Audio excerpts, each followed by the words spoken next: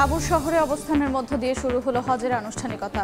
আল্লাহর নৈকট্য লাভের আশায় পবিত্র মক্কা থেকে মিনায় হাজিরা, কাল যাবেন আরাফাতের ময়দানে। ঈদ সামনে রেখে দেশে দেশে জমে উঠেছে কোরবানির পশু বেচাকেনা। খামারগুলোতে ভিড় করছেন প্রবাসী বাংলাদেশিরা। যুক্তরাজ্যে দাম নির্ধারণ না হওয়ায় দ্বিধায় ক্রেতারা। এবার বিপাকে কংগ্রেস নেতৃত্বাধীন ইন্ডিয়া জোট, কমতে পারে লোকসভায় আসন সংখ্যা। ৬ আইন প্রণেতার মাথায় শাস্তির খড়গ, সাজা হলে হারাবেন পদ। এবং শঙ্কার মুখে গাজায় যুদ্ধবিরতি চুক্তি কার্যকর না হওয়ায় হামাসকেই দায়ী করলেন মার্কিন প্রেসিডেন্ট। উপত্যকাটির বিভিন্ন স্থানে ইসরায়েলের বোমাবর্ষণ।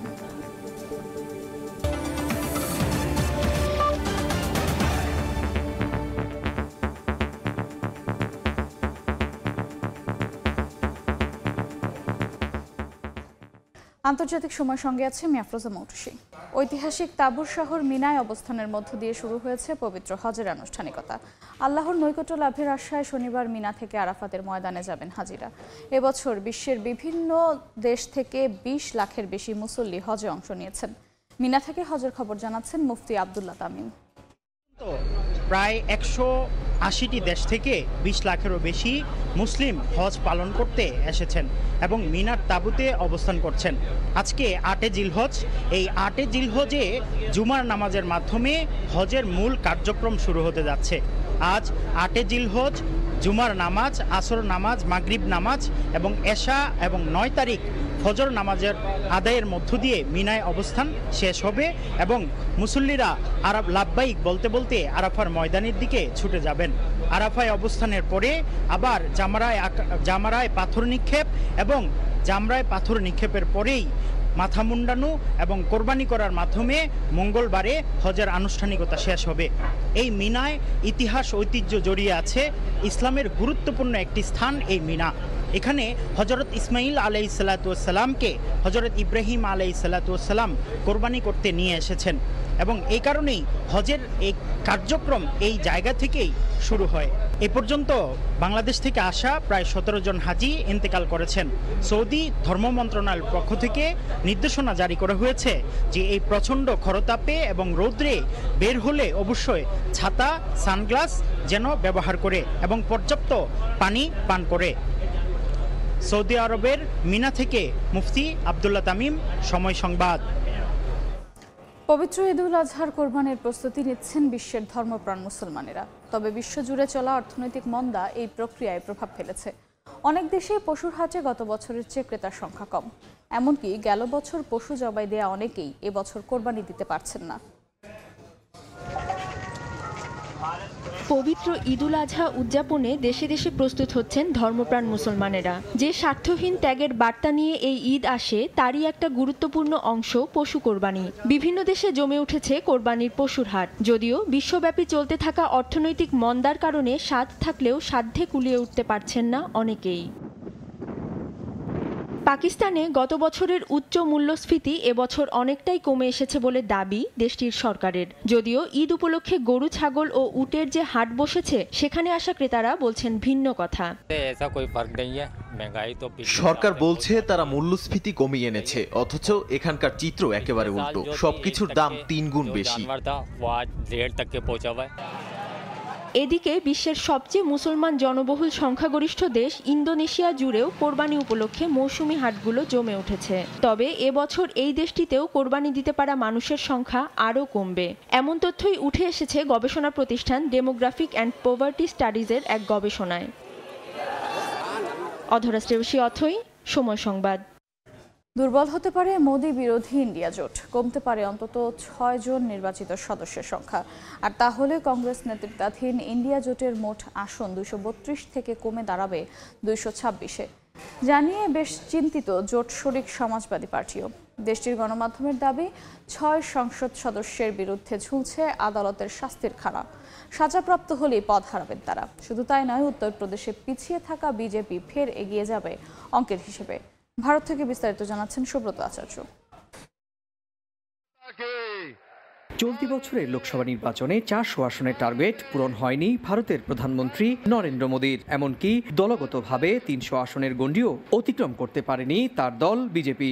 অন্যদিকে 5 বছরের ব্যবধানে প্রধান প্রতিপক্ষ কংগ্রেস 52 আসন থেকে প্রায় দ্বিগুণ আসন বাড়িয়ে 99-তে পৌঁছেছে। শুধু তাই নয়, বিজেপি নেতৃত্বাধীন এনডিএ জোট আসন পেয়েছে 293টি, আর ইন্ডিয়া জোটের আসন সংখ্যা 232।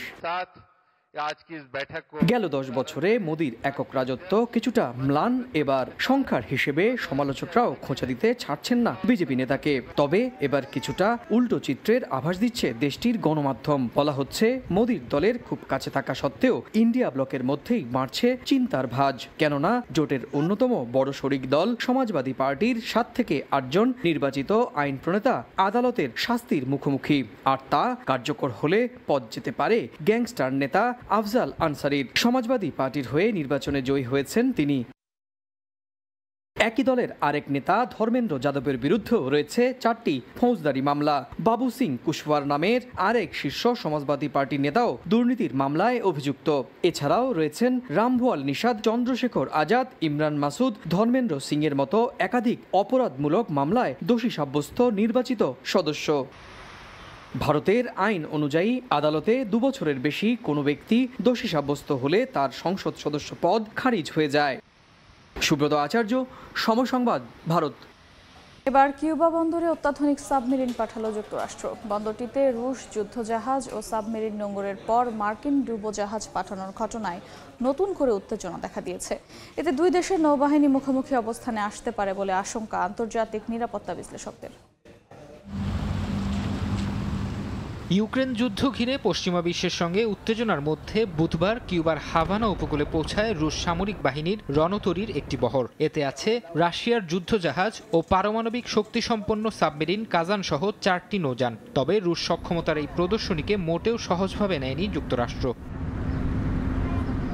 রাশিয়ার পর নিজেদের পেশি শক্তির প্রদর্শন করতে এবার কিউবায় অত্যাধুনিক সাবমেরিন পাঠালো যুক্তরাষ্ট্র। বন্দরটিতে রুশ রণতরীর বহর পাঠানোর কয়েক ঘন্টার মধ্যেই সেখানে ডুবোজাহাজ পাঠানোর কথা জানায় মার্কিন সামরিক বাহিনী। এরই মধ্যে হাভানা উপকূলে পৌঁছেছে সাবমেরিনটি। মার্কিন সামরিক বাহিনী এটিকে নিয়মমাফিক সফর বলে এক বিবৃতিতে জানিয়েছে। যদিও আন্তর্জাতিক নিরাপত্তা বিশ্লেষকরা বলছেন, কিউবায় দুই দেশের নৌবাহিনী মুখোমুখি অবস্থানে আসার আশঙ্কা দেখা দিয়েছে। কিউবা আসার পথে রুশ জাহাজগুলো আটলান্টিক মহাসাগরে সামরিক মহড়ায় অংশ নেয় বলে জানায় রুশ প্রতিরক্ষা মন্ত্রণালয়। 600 কিলোমিটার দূরে অবস্থিত কল্পিত শত্রুর ওপর হামলা চালানোর প্রতীকী অভিযানে অংশ নেয় রণতরী ও ডুবোজাহাজের ক্রুরা। এ মহড়ায় নিখুঁতভাবে লক্ষ্যবস্তুতে হামলা চালাতে সক্ষম ক্ষেপণাস্ত্র ব্যবহার করা হয়। এদিকে মার্কিন কর্মকর্তাদের বরাত দিয়ে সিএনএন জানায়, যুক্তরাষ্ট্রের সামরিক বাহিনী ক্যারিবীয় দ্বীপপুঞ্জ ও আটলান্টিকে রাশিয়ার মহড়ার উপর নজর রাখতে জাহাজ ও উড়োজাহাজ মোতায়েন করেছে। এটিকে মার্কিন সমুদ্র সীমা সুরক্ষিত রাখার স্বাভাবিক প্রক্রিয়ার অংশ হিসেবে আখ্যা দিয়েছে ওয়াশিংটন। ফরহাদ চৌধুরী, সময় সংবাদ। বাংলাদেশের ভেতর দিয়ে ট্রেন চালাতে চায় ভারত। নতুন রেলপথ তৈরির মধ্য দিয়ে যোগাযোগ জোরদারের লক্ষ্যে এরই মধ্যে দেশটির রেল মন্ত্রণালয়ের সম্ভাব্য জরিপ প্রক্রিয়ার অনুমোদনও দিয়েছে। প্রস্তাব অনুমোদন পেলে সড়ক পথের মতো রেলপথেও বাংলাদেশের সঙ্গে যোগাযোগ বাড়বে উত্তর ও পূর্ব ভারতের মানুষের। বিস্তারিত জানাচ্ছেন সুব্রত আচার্য। ভারতের পূবের রাজ্যগুলোর সঙ্গে ত্রিপুরার রেল যোগাযোগ খুবই দুর্বিষহ হয়ে পড়েছে। তাই উত্তর ও পূর্ব ভারত এবং বাংলাদেশের মানুষের যোগাযোগ বাড়াতে ভারতীয় রেলওয়ে বাংলাদেশের সঙ্গে নতুন রেলপথ তৈরির জন্য সম্ভাব্য পথ নির্বাচন করতে শিগগিরই জরিপ চালাবে। ভারতের একটি গণমাধ্যমকে দেশটির উত্তর পূর্ব রেলের প্রধান জনসংযোগ কর্মকর্তা সব্যসাচী দে জানিয়েছেন, দক্ষিণ দিনাজপুরের বালুরঘাট ও কোচবিহার গীতলদা থেকে বাংলাদেশের হিলি, পার্বতীপুর, কাউনিয়া, লালমনিরহাট ও মোগলহাট পর্যন্ত 32 কিলোমিটার লাইন স্থাপনের প্রস্তাব করা হচ্ছে। এছাড়া বালুরঘাট থেকে হিলি, গাইবান্ধা হয়ে মাহেন্দ্রগঞ্জ, তুরা, মেন্দিপাতর সেকশনের 250 কিলোমিটার রেলপথ তৈরির ইচ্ছে দিল্লির। শুধু তাই নয়, বিহার থেকে কোচবিহারের হলদিবাড়ি হয়ে পঞ্চগড় পর্যন্ত রেল সংযোগ বাড়াতেও উদ্যোগী ইন্ডিয়ান রেলওয়ে। এছাড়াও নতুন এই রেলপথ তৈরির তালিকায় রয়েছে দক্ষিণ ত্রিপুরা থেকে ফেনী হয়ে চট্টগ্রাম। চট্টগ্রামের নতুন এই রেলপথ হবে ত্রিপুরা সীমান্ত থেকে 131 কিলোমিটার পর্যন্ত। এছাড়াও নদিয়ার গেদে সীমান্ত থেকে ঈশ্বরদী, টঙ্গী, ভৈরব বাজার, আখাউড়া হয়ে আগরতলা পর্যন্ত রেল চালাতে চায় মোদি প্রশাসন। একইভাবে পেট্রাপোল বেনাপোল সীমান্ত দিয়ে যশোর, নড়াইল, পদ্মা সেতু দিয়ে আগরতলা পর্যন্ত লাইন বসাতে চায় দিল্লি। জানা গেছে উত্তর পূর্ব ভারত এবং ভুটানের সঙ্গে অভ্যন্তরীণ পথ ও সময় কমিয়ে আনতে বাংলাদেশের ভেতর দিয়ে ট্রেন চলাচলের প্রস্তাব ঢাকাকে দিয়ে রেখেছে দিল্লি। সুব্রত আচার্য, সময় সংবাদ, ভারত। রাষ্ট্রীয় গোপন নথি ফাঁসের মামলায় পাকিস্তানের সাবেক প্রধানমন্ত্রী ইমরান খান ও সাবেক পররাষ্ট্রমন্ত্রী শাহ মাহমুদ কুরেশির সাজা বাতিলের রায়কে চ্যালেঞ্জ করল দেশটির সরকার। বৃহস্পতিবার সাইফার মামলায় তাদের খালাসের রায়ের বিরুদ্ধে আপিলের সিদ্ধান্ত নেওয়া হয় বলে জানানো হয়। গত জানুয়ারিতে ইমরান খান ও শাহ মাহমুদ কুরেশিকে 10 বছর করে কারাদণ্ড দেন দেশটির একটি বিশেষ আদালত। সেই রায়ের বিরুদ্ধে ইসলামাবাদ হাইকোর্টে আপিল করেছিলেন তারা। পরে গত সপ্তাহে তাদের দুজনকেই আলোচিত সেই মামলায় খালাস দেন আদালত। রায়ের তীব্র সমালোচনা করে পাকিস্তান সরকারের দাবি মামলাটি খতিয়ে দেখা হয়নি। এর পরপরই ইসলামাবাদ হাইকোর্টের রায়ের বিরুদ্ধে আপিলের সিদ্ধান্ত নেওয়া হলো।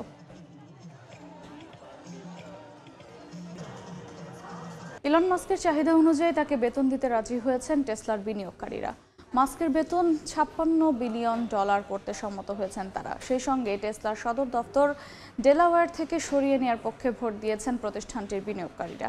এমন সিদ্ধান্তের পর নিজের সামাজিক মাধ্যম অ্যাকাউন্ট থেকে বিনিয়োগকারীদের ধন্যবাদ জানিয়েছেন মাস্ক।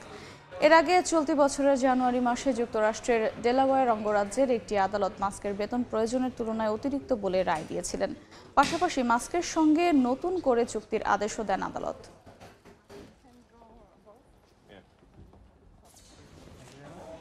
কুয়েতে অবৈধ প্রবাসীদের জন্য সাধারণ ক্ষমার মেয়াদ 30 জুন পর্যন্ত বৃদ্ধি করা হয়েছে। বৃহস্পতিবার রাতে স্বরাষ্ট্র মন্ত্রণালয়ের বরাতে দেশটির সংবাদ মাধ্যমে জানানো হয়, 17 মার্চ থেকে শুরু হওয়া 3 মাসের সাধারণ ক্ষমার মেয়াদ 17 জুন থেকে বাড়িয়ে 30 জুন পর্যন্ত বাড়ানো হয়েছে। এতে পূর্ব নির্ধারিত সময়ে যেসব অবৈধ প্রবাসী বৈধ হতে পারেননি কিংবা টিকিট সংকট সহ বিভিন্ন কারণে দেশে যেতে ব্যর্থ হয়েছেন তারা আরও কিছু সময় পাচ্ছেন। চলমান সাধারণ ক্ষমার মেয়াদ শেষ হলে কঠোর অভিযানে নামবে কুয়েত সরকার। যারা অবৈধ প্রবাসীদের আশ্রয় দেবেন তাদেরও গুনতে হবে মোটা অঙ্কের জরিমানা সহ কারাদণ্ড।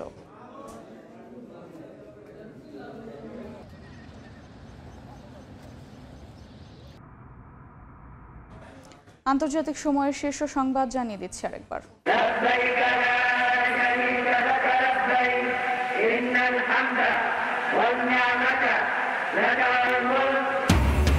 তাবুর শহরে অবস্থানের মধ্য দিয়ে শুরু হলো হজের আনুষ্ঠানিকতা। আল্লাহর নৈকট্য লাভের আশায় পবিত্র মক্কা থেকে মিনায় হাজিরা, কাল যাবেন আরাফাতের ময়দানে। ঈদ সামনে রেখে দেশে দেশে জমে উঠেছে কোরবানির পশু কেনাবেচা। খামারগুলোতে ভিড় করছেন প্রবাসী বাংলাদেশিরা। যুক্তরাজ্যে দাম নির্ধারণ না হওয়ায় দ্বিধায় ক্রেতারা। এবং এবার বিপাকে কংগ্রেস নেতৃত্বাধীন ইন্ডিয়া জোট, কমতে পারে লোকসভায় আসন সংখ্যা। 6 আইন প্রণেতার মাথায় শাস্তির খড়গ, সাজা হলে হারাবেন পদ।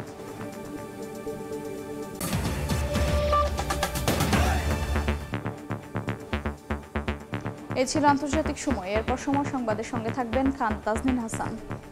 ধন্যবাদ মৌসুমী। সময় সংবাদ নিয়ে ফিরছি কিছুক্ষণ পর, সঙ্গেই থাকুন।